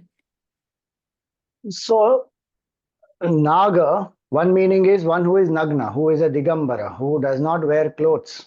And the reason for that is one has gone beyond body identification. One identifies with the Shiva Tattva, and as Shiva Tattva, my true nature is infinite consciousness. So, one who doesn't consider himself as a body, and who takes up the space as the cloth, that is called Dig Ambar. Dig means the space, Ambar is the cloth. So space is their cloth, and they live identified with the higher truth. So one meaning is of Naga is somebody who has dropped body identification. Second meaning is who is belonging to the mountains. Naga doesn't mean only somebody who is nagna, who is naked. Naga also is somebody who belongs to the mountains. And what does that mean? Who belongs to the mountain? Meaning who is like a mountain, who is firm in his conviction. Mountain is called Achala. Mountain doesn't go anywhere. So one who is firm and fixed in the conviction that my nature is Satchidananda Swarup Brahma, I am not this body, that person is called as a Naga. And that's why they are sannyasis. And that's why they are given initiation, Diksha is done. They will do Viraja Homa, they will tonsure their head, they will drop all the material desires. They will give up their individuality when the Viraja Homa is done. And then they will do the Snan, 108 dips in the Gangaji, and they are initiated into a particular Akhadas Parampara. They are given a mantra, a sannyasa mantra, and so they have to do upasana of that. And in that there are two different categories then. Some of them will study the scripture, also they will take up seva. So many of the Naga Sadhus as well as many of the Mahants, Mandaleshwars, etc., you will see they will be belonging to an Akhada. They will also do seva. So they will run schools, colleges, hospitals, many social service initiatives also they will run. And then there are those who will take up Shastra. They will learn various weapons. Nagas, it is traditionally believed the Naga Sadhus and the Akhadas were created by Bhagavan Shankaracharya ji. Some also believe that over a period of time it was Madhusudan Saraswati ji also who created. There are different versions for it. But the idea is they are a sect to protect the Sanatana Hindu Dharma by adopting Shastra Vidya and Shastra Vidya and a combination of both.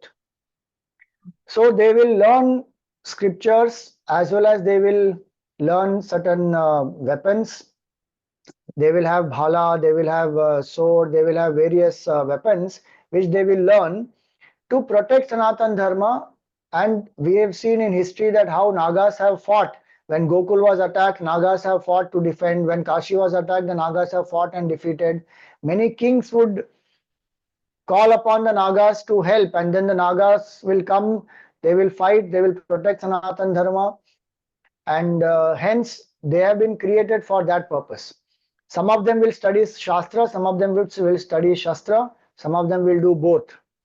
And they are called the warrior monks of Sanatana Dharma to protect the Sanatana Dharma. That's why, and they are Nagna, they are called Naga. So Naga is also somebody who is belonging to different akhadas, and according to their akhada they will follow a whole hierarchy also. Some of them will take up their positions of seva, like how we met one of the mahants of a particular akhada, and he was telling us that they have a hierarchy. They will have adhyaksha, then they will have mahanta, they will have different positions, and people will have that position for from between one kumbh to other kumbh. So like he told us, from Haridwar Kumbh, the certain position started, certain number of Nagas were given certain responsibilities, and they will continue up to this Prayagraj Kumbh. Once the Dharma Dhwaja is established in Prayagraj Kumbh, those positions, those people will drop their positions, and President's rule will come during that time. Till the next, till Vasant Panchami, when the next group of Nagas will be given the hierarchy and will be given the various positions. So they have also a structure. Naga Sadhus, the Akhadas, they also have a structure, and they all function under the Dharma Dhwaja. They have to uphold the Dharma Dhwaja, and they have Guru, they have Mantra, they have Ishtadevata, all that. So beautiful method of Upasana is also there. Shastra Vidya is also there. Shastra Vidya is also there. Right, Swamiji.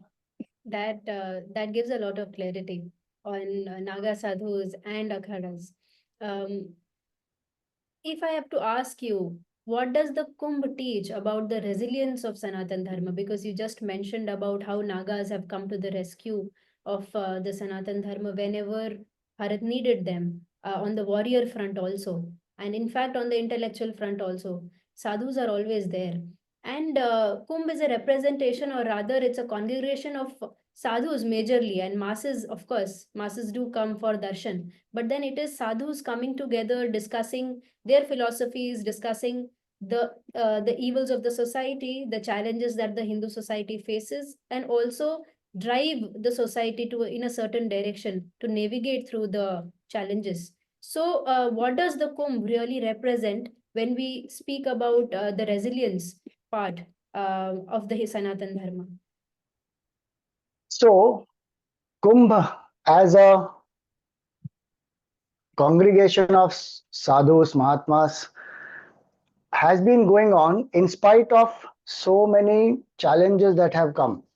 There have been physical challenges, there have been crowds, there have been stampedes, there have been outbreaks of diseases, there have been attacks, there have been the British imposing taxes on people who want to visit Kumbh. Kumbh has survived all these different difficulties, and yet people have not stopped going to Kumbh. There have been many ways by which people have been discouraged to go to Kumbh. Facilities have not been provided. Sometimes the facilities have been purposely done in such a way that people get deterred from going to Kumbh. So in spite of all that, what we find that Kumbh has been a symbol of the Hindu resilience. We have been taught many times that Hindus are docile, passive, and our philosophy makes us, a very passive philosophy it is. So people are very pessimistic and fatalistic. But actually, if you see, it is the exact opposite.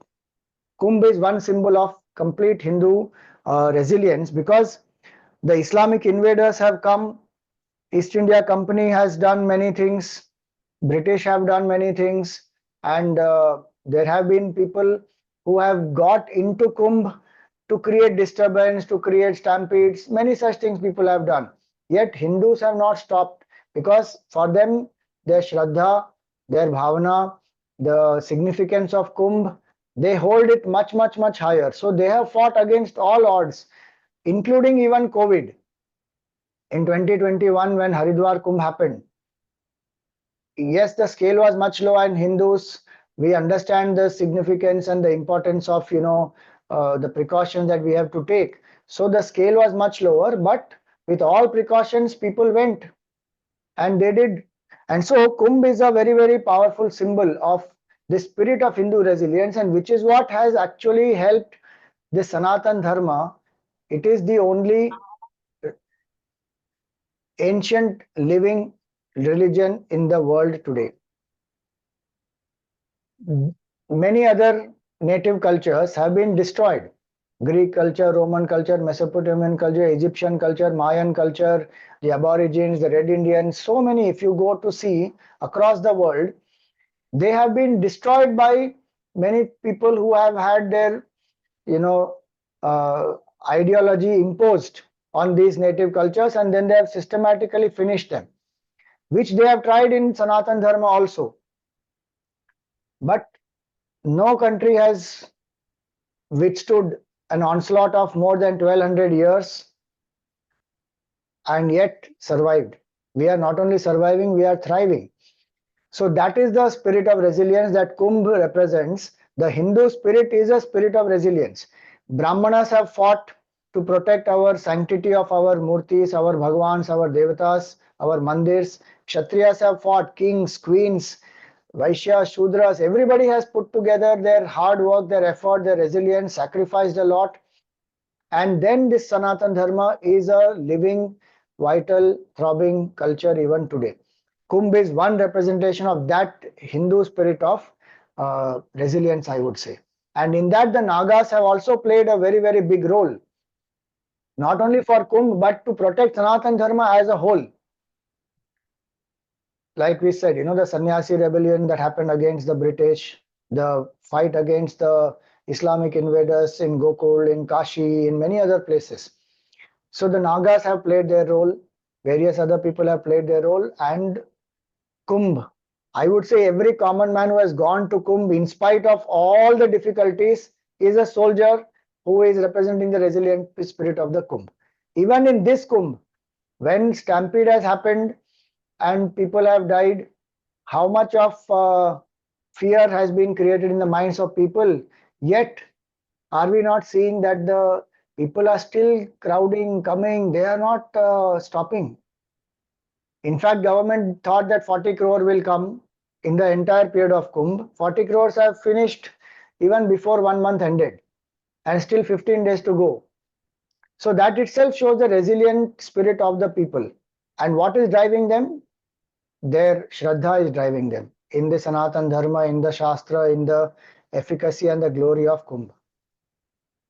Absolutely, Swamiji. One thing that really caught everybody's eyes who was a first timer at Kumbh was the kind of Shraddha that people have. People from what all places and with what all hardships did they really make it there? They didn't have any place to stay. They didn't come with that kind of preparation. They were cognizant of the fact that they won't be able to afford a place to stay or anything. They came with their own bedding and everything. So such dedication to have a dip there. How could we as a civilization um, tell people that, I mean, motivate toward them towards an intangible goal like moksha is something I wonder. What do you have to say about this, Swamiji? How could we drive so many people towards a goal which nobody has seen? See, nobody has seen physically in that sense, one may say, but people have experienced. That is why people are coming here. They are great Mahatmas who have experienced in this Bharat. That's why it is a blessing to be born in Bharat. If you read Srimad Bhagavatam in the 5th canto, beautifully Bhagavan says in that what a blessing. Devatas, why to be born in Bharat, in a human body?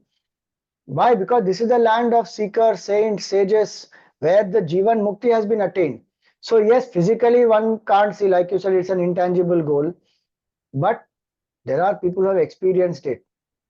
Every state has so many Mahatmas who have been born, who have attained siddhis, and who have attained fulfillment, realization, and the language, regional language, they have shared it, whether it is Abhangs in Maharashtra, or there are Kurals in Tamil Nadu, or whether there are Chaupais in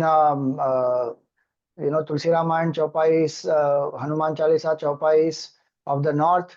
In different places, different Mahatmas have given this knowledge that the goal of human life is mukti, artha, kama, dharma, moksha, such a grand arrangement of a fulfilled life.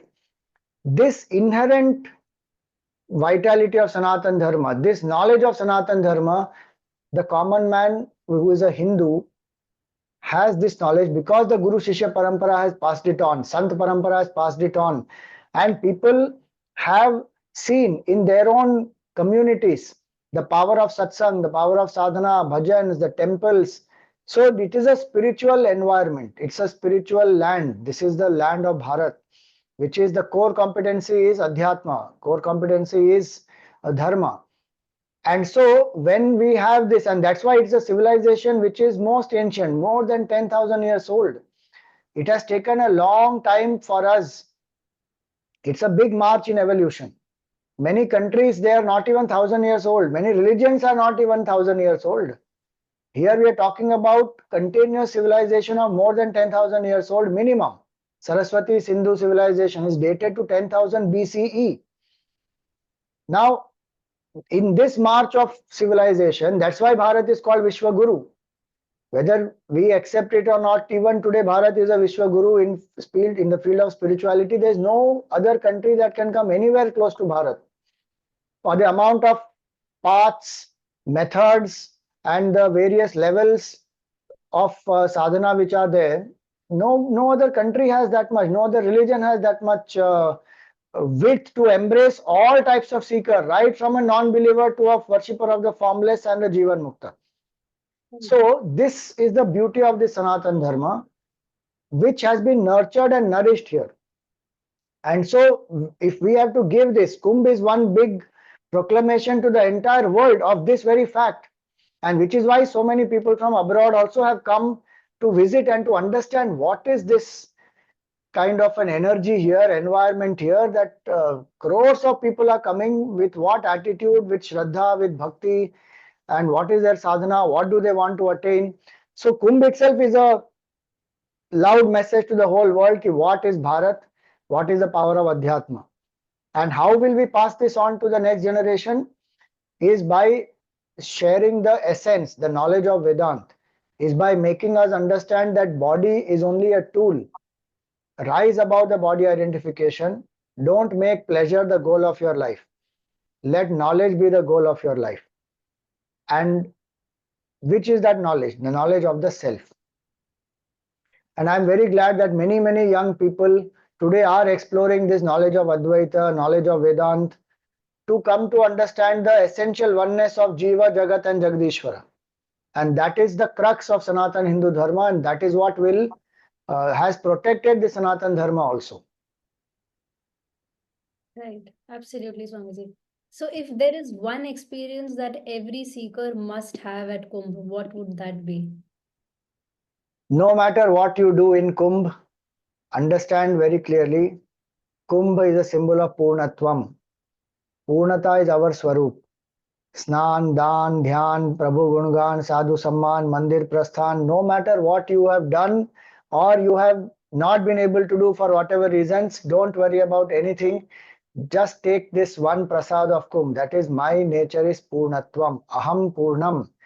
That is the prasad of Kumbh. That I am not this finite entity, I am not this body, my nature is Purnata, and that is the real Amrit. Knowing myself as immortal, infinite, unborn, unchanging, undying, that Anubhuti is what is the Amrit, that is the Prasad of Kumbh, that is what all the churning finally results in. All the spiritual sadhanas is finally to lead us to this experience Aham Purnam. That Anubhav we must have, and all the sadhanas are to lead to that. So if you do Snan, you drop the negativities, you generate Punya, you do dānā, you do Prabhu Smaran, you do Mandir Prasthan, do everything with the bhav that my nature is Purnatvam, may I experience it here and now. How will I experience? With the mind which has become pure and single-pointed. So develop single-pointedness and purity of the mind continuously through life and experience Aham Purnam. And lastly, don't focus on what you were not able to do, what did not happen, that did not happen. Just focus on what happened by the grace of Bhagavan. Be grateful and remember Bhagavan, drop everything else. You and Bhagavan are one, is what Purna Kumbha says. Purnata is the Anubhav of Kumbh. That we should bring back. Right. Thank you so much, Swamiji. So, Swamiji, today we haven't just discussed Kumbh, we have rather glimpsed into the very essence of our spiritual journey. And thank you so much for this profound conversation. As we conclude today's conversation, one thing has become very clear, that Kumbh is not just an event that comes and goes. It is a living tradition, a continuous flow of wisdom, devotion, and self-transformation. Just like the sacred rivers of Bharat never cease to flow, we hope that this conversation also will keep guiding seekers across generations.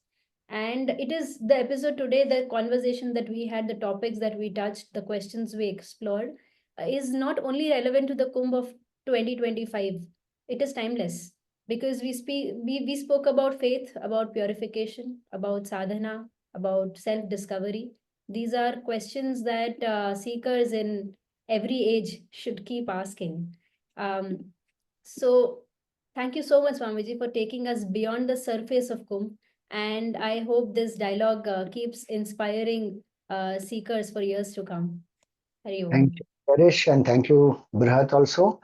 I'm very happy that we had a conversation, Cherish. For a long time, you have been doing research about Kumbh, various aspects of Kumbh, and it has been nice to explore the beauty and the significance and the glory of Kumbh with you through the research, through the conversation that we had today. And yes, may Kumbh continue to inspire us in our sadhana, and many Kumbhs will come up in future. Do visit all these Kumbhs and experience Purnatvam and share with everybody. Thank you. Hari Om. Hari Om.